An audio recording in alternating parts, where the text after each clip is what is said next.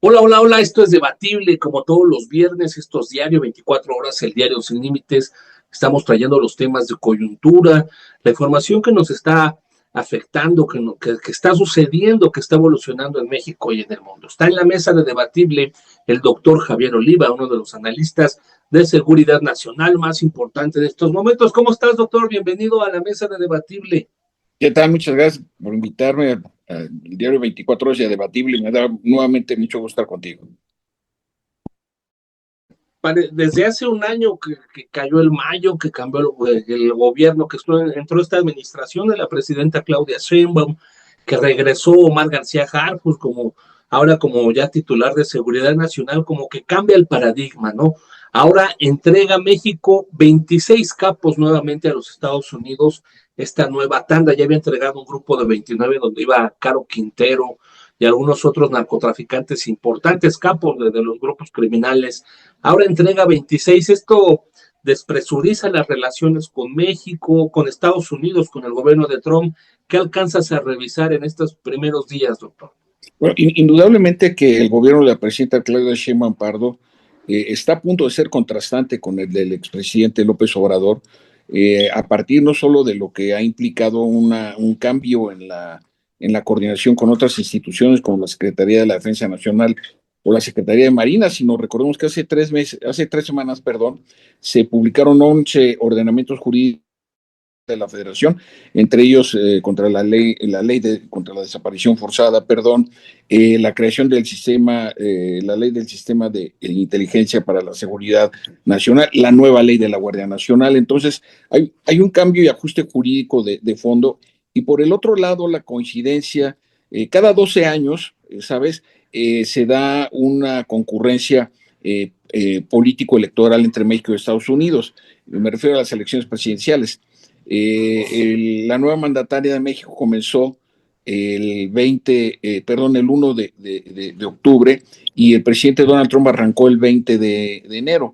Es decir, son prácticamente sincrónicos y entonces esto permite establecer una agenda común, no con el mejor método, porque pues Donald Trump con una clara intención racista y xenófoba y antimexicana. Sin embargo, el hecho de que se esté avanzando de manera Acaba notable. de decir, doctor, discúlpame que te Sí, interrumpa, pero sí, en el marco, lo leí. acaba de decir, hace lo que le decimos, Bueno, hay en que el recordar marco de que todo lo que está revisando. sí, lo que pasa es que Donald Trump, recordemos que es un macho alfa, además de profundamente ignorante. Las dos veces que ha ganado la presidencia de los Estados Unidos le ha ganado a mujeres, a Hillary Clinton y a Kamala Harris. Esto pues, desde luego alimenta su prepotencia, ¿no? Contra las mujeres. Recordemos que tenemos a la primera presidenta de la historia en México. Y sí, leí, preparándome para esta entrevista, justamente leí esa declaración absolutamente fuera de lugar, que yo insisto, ¿sabes? Y me da oportunidad de señalar que muchos de los señalamientos de Trump y de su equipo xenófobo y antimexicano tiene que ver más con que Donald Trump es el presidente peor evaluado en los primeros 6 meses de un mandato. Trae, de acuerdo a Gallup, que es una encuestadora seria estadounidense, trae una aprobación del 45%. Es decir, la impopularidad hacia adentro de los Estados Unidos es realmente notable. Y también hay que leer, hay que hacer el análisis, no solo del tema México desde Washington, sino el tema México en Washington. ¿Qué tanto no tiene que ver esto con la búsqueda de la recomposición de su base electoral WASP, ¿no? White Anglo-Saxon Protestant, ¿no? El blanco protestante anglosajón, y que en ese sentido pues se pliega a estos sentimientos antimexicanos, claramente, y yo agregaría, como lo dije al principio, racista, homófobo y xenófobo. Y eso es lo que a mí me parece que es una variable que no podemos dejar ni soslayar, es decir, la dinámica interna del sistema político estadounidense también es una clave para explicar el maltrato a nuestro país. Insisto mucho en esta pregunta y a lo mejor era más adelante, pero te la voy a hacer de una vez, doctor. Y van a decir los usuarios de 24 horas, otra vez la misma pregunta, pero ¿qué quiere Donald Trump? ¿Quiere votos o realmente quiere poner orden a las drogas? ¿Qué quiere con este golpeteo, con estas negociaciones con México? Está tratando él de que se quede en su movimiento porque vienen las elecciones intermedias, viene otra votación, o realmente estar tratando de poner orden, doctor? ¿Cómo lo Bueno, ves? recordemos que el mercado de consumo de drogas más grande del mundo es el de Estados Unidos. Con datos del Departamento de Salud del 2024, en Estados Unidos hay entre 40 y 45 millones de consumidores de drogas habituales, es decir, que consumen algún estupefaciente, droga, cocaína, lo que sea, cualquier droga ilegal, por lo menos 3 veces a la semana. Esto implica, pues, es un mercado voraz. Con datos de las Naciones Unidas, de su Oficina contra el Crimen y las Drogas, en el 2024 creció el 10% del consumo de la cocaína, es decir, y básicamente en los Estados Unidos. Entonces aquí lo importante desde mi punto de vista no necesariamente es algo que tenga que ver contra el consumo de las drogas, sino el control del mercado del consumo de las drogas, que es muy diferente. Es decir, sabemos que el país, la economía que más lava dinero del narcotráfico es la economía estadounidense, ¿no? Entonces eso es lo primero que hay que señalar. Y la otra cuestión que es muy importante, al calificar a las organizaciones, las 6 organizaciones criminales mexicanas como terroristas a partir del 20 de febrero, lo que está sucediendo es que Donald Trump lo que busca es echar abajo el Tratado de Comercio entre México, Canadá y Estados Unidos. No en balde constantemente los menciona, como el día de hoy. Entonces, para buscar establecer acuerdos bilaterales, es decir, agropecuarios, servicios, tecnología, automotrices y acabar con este marco de comercio entre los 3 países. Para mí, el tema del narcotráfico, como se dice en inglés, es un shortcut o un atajo para echarlo abajo, porque en realidad, si escuchamos no sé si llamar la música, pero alguna música, películas, modas, donde hacen apología al consumo de las drogas, pues también donde está el control interno, ¿no?, de las autoridades para este tipo de promociones, ¿no?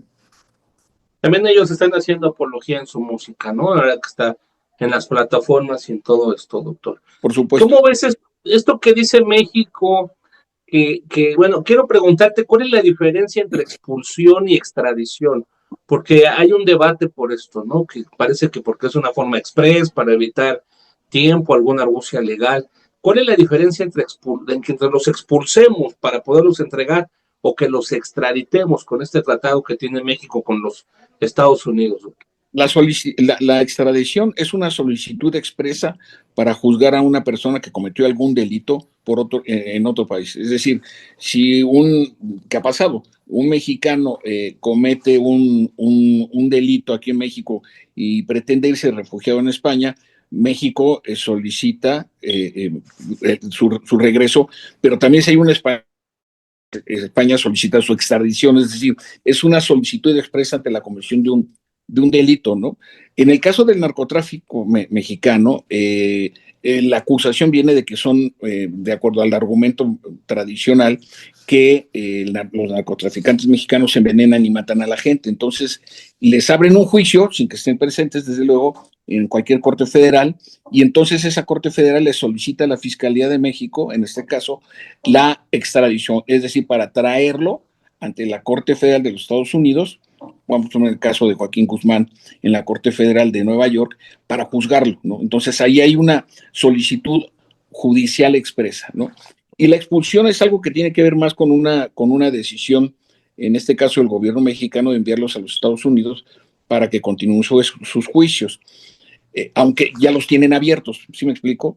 Es decir, van a cumplimentar la acusación, aunque no tengan una extradición. Ahora, de los 26, a decir de autoridades judiciales y policíacas mexicanas, los 26 delincuentes tenían ya una solicitud de extradición formal. Entonces, digamos que estaría cumplimentando esa solicitud. Claro, hay casos como el de Servando Gómez Latuta, que estaba preso creo que de 2015 o 17 y apenas estaba cumplimentando. Entonces ahí comienzan a suscitarse, obviamente, pues especulaciones al respecto de este procedimiento. Ellos pueden alegar, todavía tienen la posibilidad de meter algún alegato, estas personas que fueron enviadas a Estados Unidos. Sí, sí tienen posibilidades de hacerlo, pero no van a prosperar nunca, definitivamente no. Oye, dice México que pues los envía porque pues siguen operando desde prisión. siguen teniendo el control desde las cárceles. Eso, o sea, que estamos aceptando que fallamos el sistema Sí, carcelario.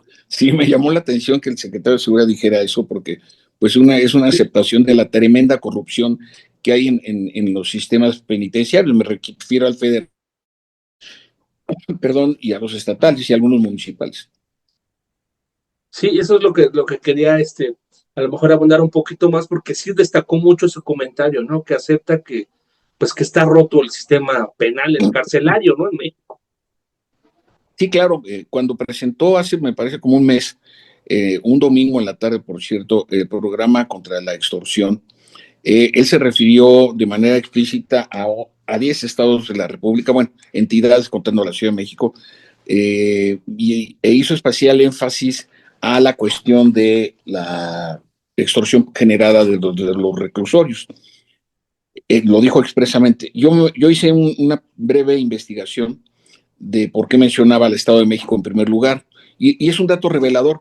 El Estado de la República que más reclusorios tiene es el Estado de México, que son 24. Entonces, eso de alguna manera, a mi interpretación con datos, explicaría por qué desde adentro de los reclusorios del Estado de México delitos de extorsión se cometen, ¿no? Entonces, sí hay una clara, pues me parece un reconocimiento difícil, pero lo hay respecto de pues, la enorme debilidad estructural de los reclusorios.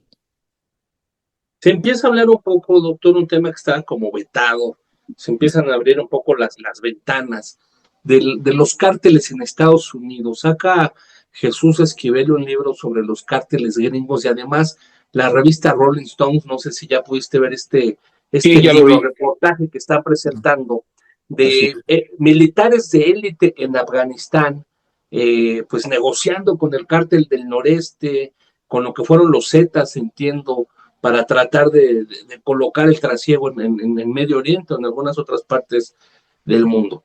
¿Cómo ves esto? ¿Va a cambiar también el paradigma? Pues a mí me parece que eso le ha hecho falta al gobierno mexicano, señalar que pues la cadena de corrupción de Estados Unidos es tan o más grande que la de México, es decir, que me expliquen cómo pasa en la frontera. México y Estados Unidos tienen 17 gemelas. ¿Cómo se venden las dosis, los gramos de cocaína en las estaciones del metro de Chicago, en los parques públicos de Atlanta, las dosis de fentanilo o las metanfetaminas en las zonas deprimidas de Nueva York? De verdad, desde que pasan de la frontera de Estados Unidos, nadie las detecta, nadie sabe ni a dónde se va el dinero. Entonces, ahí hay que hacer presión, desde luego. No se conocía nada de estos temas que empiezan más o menos a salir. Comentaste hace unos momentos que el consumo de cocaína subió 10% en 2024. Es decir, estas estrategias, estos golpes, esta narrativa de que estamos luchando ya contra los cárteles, ¿va a frenar? ¿Ha frenado el consumo de drogas? Bueno, lo que pasa es que México no es productor de cocaína, son los países andinos, que son Ecuador, Perú, Bolivia y sobre todo Colombia. Pero pasa, alguna pasa por aquí, no, yo ya no pasa de este lado. Pero las incautaciones, sobre todo que ha estado con lo que va de la administración, son históricos, en términos comparativos. Es decir, el principal puerto de la costa del Pacífico donde sale la cocaína colombiana es Guayaquil en Ecuador y suben por las costas del Pacífico para tratar de llegar a las costas mexicanas, ¿no? Y de ahí subirlas vía terrestre a los Estados Unidos. Pero México no es productor de cocaína. Entonces ahí hay que reconocer también el esfuerzo que hacen las autoridades, en este caso militares navales, para la incautación o intercepción de estos envíos históricos a los Estados Unidos, porque el mercado final es Estados Unidos. El tema de los drogadictos o del mercado del narcotráfico es que es el más liberal del mundo. Es libre oferta y demanda, ¿no? Entonces, en ese no hay nada, no hay medidas regulatorias, no hay nada, ¿no? Mientras haya un mercado de cerca de los 48 millones de habitantes, que nada más para darle una idea a nuestro público, que es la población de la Ciudad de México, más la zona conurbada y todavía un poco más, pues es un mercado insaciable y voraz. Entonces, más bien, y lo dijo la presidenta y me gustó también, y no le dieron mucha discusión, las políticas de prevención al consumo de las drogas en Estados Unidos son prácticamente inexistentes. Sí, no existe, ¿no? Dice Trump que está muy bonito los comerciales de Claudia Sheinbaum, Uh -huh. Incluso los quiere molar, ¿no? La felicito por los comerciales de prevención de las drogas. Así es. Finalmente, doctor, para agradecerte que estés aquí en la mesa de debatible, en las últimas horas ha habido pues mucha polémica por estos sobrevuelos en el Estado de México, en la parte de Valle de Bravo, que si son de Estados Unidos, que si son de México, que si, pues vamos a ver ya más esto, esta coordinación que estén tratando de investigar desde los norteamericanos aquí en nuestro país, quizá Claro. buscando algún capo, algún punto. Sí. Bueno, Emanuel, primero agradecerte la oportunidad de dirigirme a tu auditorio. Siempre es una oportunidad importante para mí. Eh, lo que pasa es que la tecnología también va cambiando en la aplicación para hacerle frente, en este caso, al narcotráfico. ¿Desde hace cuánto los drones se convirtieron en un recurso usual en la agricultura, lamentablemente en el tráfico de drogas o para la sobrevigilancia de los espacios aéreos, ¿no?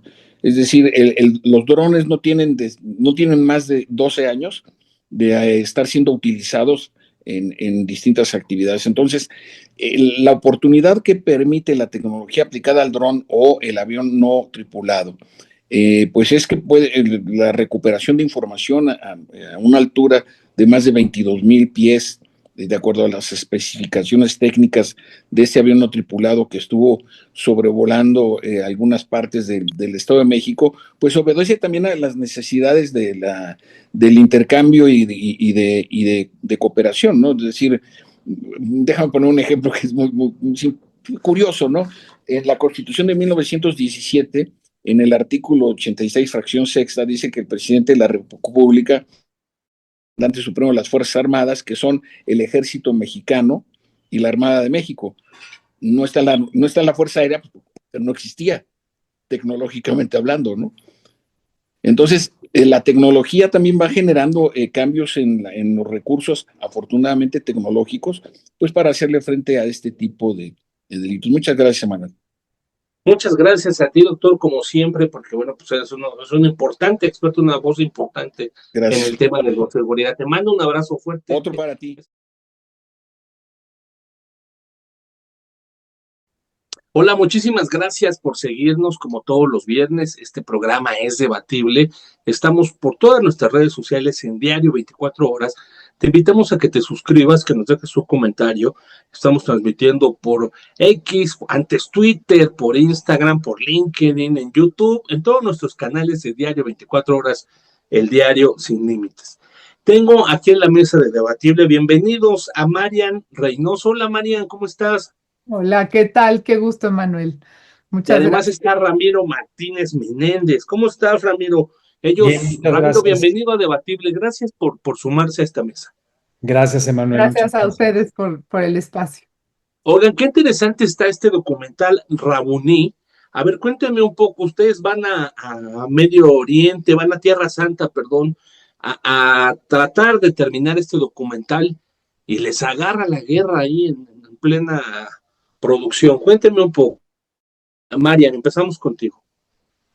Bueno, pues sí, en realidad esto fue una muy, ahora sí que el hecho de que Ramiro hubiera estado en el momento indicado, grabándonos cuando que no lo habíamos planeado, en el momento que estalla la guerra, pues fue algo que nos sorprendió a todos. Nunca nos imaginamos de entrada ir en estos planes de talleres de oración. Nunca habíamos ido con nadie que documentara lo que hacíamos, pero en esta ocasión Ramiro le interesó hacer esto por otras razones y de pronto, pues ahí cuando las cosas iban caminando, pues nos sorprende la guerra el 7 de octubre, en un momento precioso. Estábamos en la cima de una montaña y en ese momento, pues nos avisan que estalló la guerra. Entonces, pues resulta que Ramiro estaba pues ya documentando, ya llevaba días documentándonos, porque era otra vez para otras razones, para otros fines.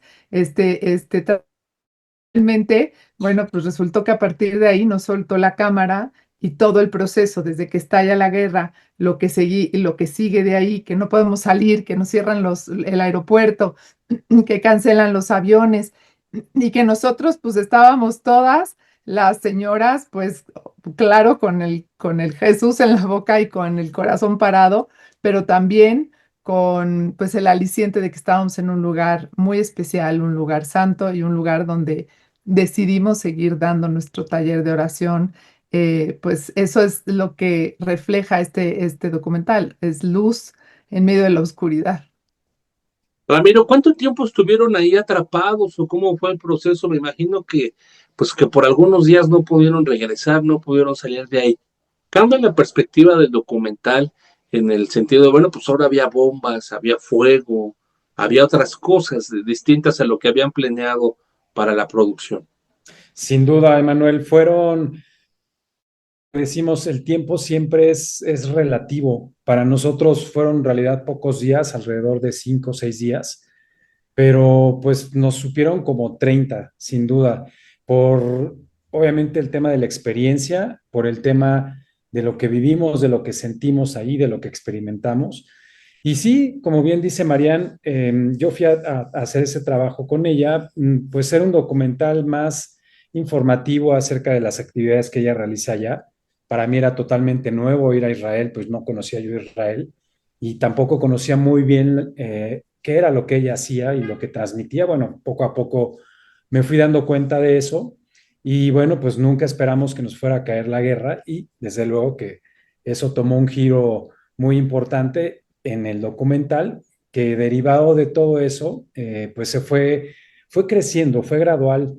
Repito, no era nada más, bueno, al principio era un tema nada más como informativo y después se convirtió realmente en un documental de vivencia, de una experiencia de un grupo de personas que pues dentro de todo ese tema de adversidad, de todo ese tema pues de zozobra, de angustia, surgieron cosas muy interesantes, ¿no? Como por ejemplo el ver cómo en medio de esa adversidad encontramos cierta luz pues en salir adelante de la situación, ¿no? ¿De qué va Ramón y Marian? A ver, cuéntanos un poquito de qué va este documental, cuál es el tema. Y finalmente me imagino que cambió un poco, bueno, pues la, La pues todo, dinámica, sí. la dinámica, porque bueno, pues ya estaban grabando en medio de la guerra, ¿no? Así ¿Tuvieron es. algún, tuvieron algún problema, no sé, alguna amenaza? Pues mira, en realidad las cosas se tornaron un poquito más complicadas cuando unas amigas que estaban, que fuimos saliendo por grupos, las que íbamos pudiendo, los vuelos se cancelaban, uno, dos, tres vuelos y hasta que lograban subirse al avión. Entonces, las cosas se pusieron bien complicadas cuando dos de ellas las interrumpen en la carretera en dos ocasiones. Los retenes, así les apuntalan, llegan al aeropuerto, caen los bombazos, el aeropuerto totalmente, pues sí, caótico. Llegaron a los búnkers, ya no cabían en los búnkers. Bueno, fue una experiencia tan dramática lo que vivieron en todo ese proceso de su salida, o sea, éramos 20, entonces tú te imaginas cómo eran dos nada más en esa ocasión, o sea, todas íbamos saliendo, bueno, yo me quedé hasta el final, Ramiro fue el penúltimo en salir y yo fui la última con el último grupo, pero finalmente te puedes imaginar que cuando nos comparten su experiencia y nos dicen lo complicado que fue salir y lo duro que fue y los sustos y cómo estaban las cosas allá, pues empezamos a pensar que nuestra salida iba a ser literal con un paliacate y con tres chivas para irnos caminando vía Jordania. Y bueno, pensamos en tantas situaciones que finalmente, bueno, pues sí, claro que la dinámica cambió, pero sin embargo, lo increíble de esto, y esto es lo que queremos compartir en este documental, es un documental que, primero que nada, proyecta escenas preciosas de la Tierra Santa. O sea, pensemos que el inicio de este documental se da en la dinámica de lo que es un taller de oración, de nuestros talleres, que eventualmente es ir adentrándonos en los lugares santos de manera histórica, cultural y espiritual, de una manera muy profunda. Y entonces eso está muy lindo porque es parte del reflejo, es un pequeño viaje que van a hacer las gentes que lo vayan a ver y con escenas muy refrescantes. Después, por supuesto, o sea, llega el punto a la mitad en donde, bueno, pues nos agarra la guerra, ¿no? Y entonces, pues ahí empieza la dinámica de qué vamos a hacer. Pero decidimos que mientras que no podamos salir todas, pues vamos a seguir con la dinámica y vamos a seguir visitando de acuerdo a lo que nos permitan las circunstancias, de acuerdo a las investigaciones que hacían los padres que viven ahí en Magdala, Tierra Santa, la ciudad de María Magdalena, gracias. Y entonces ahí es en donde pues estábamos los más seguros porque estábamos un poco más lejos del conflicto. Sin embargo, Emanuel, quiero decirte que los aviones pasaban por arriba de nosotros, se oían bombazos, no sabíamos de dónde venían, veíamos las escenas de los tanques de guerra, las familias de los judíos llevando a los jovencitos a enlistarse. Nos tocaron todas esas escenas alrededor, pero La finalmente zozobra, ¿no? La zozobra, la incertidumbre, el miedo de saber, eso era una continua, pues sí. vamos a regresar a México. ¿Cuánta gente mexicana había en este documental y de qué otros países? Aproximadamente de cuánto era el grupo, María. Éramos 20. Sin embargo, en el hotel éramos, yo creo que como 150 gentes. eh, Y bueno, cuando hablábamos de los estos aviones Hércules, nos dimos cuenta pues que habíamos muchísimos mexicanos en Israel. Entonces, bueno, pues ahí empezamos, pues sí, todos nos hermanamos, ¿sabes? O sea, qué impresión en los momentos de dificultad, nadie te es ajeno, todos somos uno, y lo que uno comparte al otro se vuelve un tesoro. Fíjate que a pesar de lo duro que eventualmente sí pasamos, ¿no? Que dices la zozobra, la incertidumbre, todo esto, pero en el fondo, o sea, tu presente es lo que hay, es lo que hay. Entonces, nos rendíamos a cada momento. Yo estábamos compartiendo en una entrevista hace poco cómo, o sea, mi tema es la oración. ¿Y qué significa orar? Para mí es hacer silencios y encuentros y aquietarte pues empezamos a hacerlo mucho más de lo que imaginábamos. O sea que Sí, o fue sea, de un maestría. retiro espiritual pasaron a rezar por su vida, literalmente. Exacto, entonces se volvió la práctica más intensa que te puedes imaginar. O sea, vivieron una maestría en un minuto. Y creo que Ramiro Ramírez, a ver, cuéntanos un poquito dónde va a estar Rabuni, dónde lo puede ver la gente, cuándo se estrena, ya está online. y, A ver, danos más detalles para y la tenemos gente que la esté fortuna, interesada. Manuel, que este documental de ser algo que no nos esperábamos más que, repito, algo más informativo, resulta que ha ido creciendo hasta llegar justo a los cines y tendrá la oportunidad de verlo todo el mundo, bueno, en gran parte del mundo, en Centroamérica, México, en las cadenas de Cinemex el próximo 21 de agosto. Va a estar en muchas salas de Cinemex, muy pronto también en Estados Unidos, algunas partes de Sudamérica también, Centroamérica y próximamente esperemos también Canadá, España. Entonces, bueno, creo que hay muchos, el foro está muy, muy abierto, muy grande para que tengan oportunidad de verlo. Y repito, van a ser, bueno, no nada más es un documental que tuvimos nosotros, sino que a partir de esa experiencia logramos transmitir diferentes mensajes, ¿no? Mensajes que nosotros experimentamos en el tema emocional, espiritual, de un momento de adversidad, un momento que cualquier momento en la vida a todos nos puede ocurrir, digo, no necesariamente la guerra, a veces traemos guerras internas, a veces tenemos situaciones de adversidad muy fuertes en nuestra vida y bueno, ¿qué haces con eso, no? Entonces, es como un resumen de, casi es como un manual de qué hacer en momentos de adversidad. Digo, obviamente lo que nosotros hicimos, lo que nos funcionó. Entonces sí es esperanzador lo que dice Marianne, y por eso yo creo que la gente no nada más va a ver el tema anecdótico de la guerra, que es muy vigente, por supuesto, pero va a haber muchos mensajes y muchas señales muy, muy, muy esperanzadoras. Rápidamente, Ramiro, ¿qué pudieron ver ahí en Gaza? Hay mucha gente de este lado del mundo que no vemos con nuestros ojos todo lo que está sucediendo ahí. ¿Tú qué pudiste ver? Mira, no estuvimos necesariamente muy cercanos a Gaza, estuvimos alrededor de unos 200 kilómetros. Lo más cercano que estuvimos fue una ciudad que se llama Haifa. Y bueno, nosotros percibimos en realidad, pues estamos en Israel, una vida relativamente normal. Obviamente sí fue siendo gradual el tema pues del conflicto. Veíamos cada vez como pues en la carretera, porque nosotros nos desplazamos en la zona central, veíamos en las carreteras pues cómo se concentraban los jóvenes, sobre todo jóvenes, fue muy conmovedor ver literal no sé, puedo decirlo como recuerdo, un trayecto como de 5 kilómetros de forma continua en una carretera pequeña, muchos vehículos estacionados y con jóvenes. De hecho, eran jóvenes Llevando sus se iban papás, bajando de sus a sus vehículos hijos. con papás y con su familia.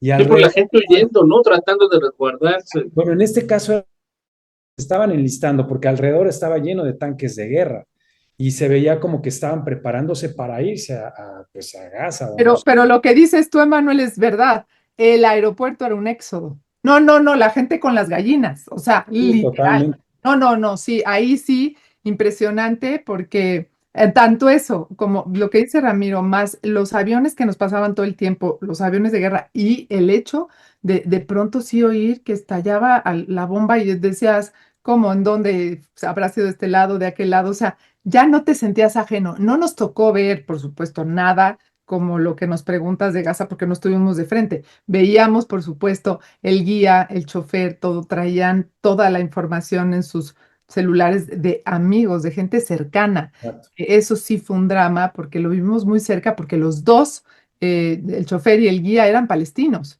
Entonces, ellos sí, o sea, fue dramático ver sus caras, o sea, sus conocidos, eso, sí, no fue ajeno de nada. Y luego, por otro lado, pues sí, nosotros allá concentrados, de alguna manera, te digo, todavía era como una burbuja un poco hermética lo que teníamos ahí en ese lugar donde estábamos, que se llama Magdala, insisto, ahí en las orillas del lago de Galilea.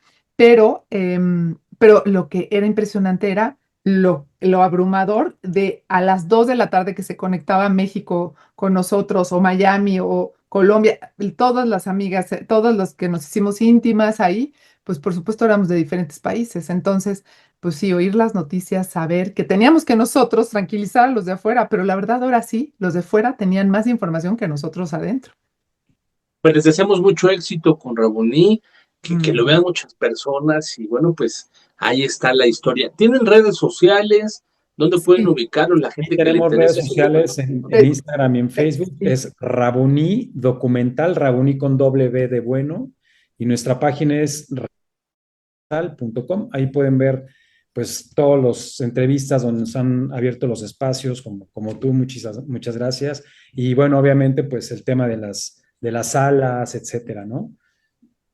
Oigan, pues muchas gracias por estar en 24 horas, por Mm. platicarnos este tema. Vamos a estar pendientes y bueno, pues nos vemos la próxima por esta ventana. Muchas gracias, Ramiro. Gracias, Muchísimas Emanuel. gracias a ustedes. Gracias, Gracias, Emanuel. Marian. Un Gracias, abrazo. gracias a ustedes. Un abrazo. Bueno, Gracias. pues esto fue debatible. Nos vemos la próxima semana por esta misma ventana de 11 de la mañana. A partir de las 11 de la mañana lo puede ver en las siguientes horas en todas las redes sociales aquí en Diario 24 Horas, el Diario Sin Límites. Muy buen fin de semana. Chao, chao, chao, chao. Hasta la próxima.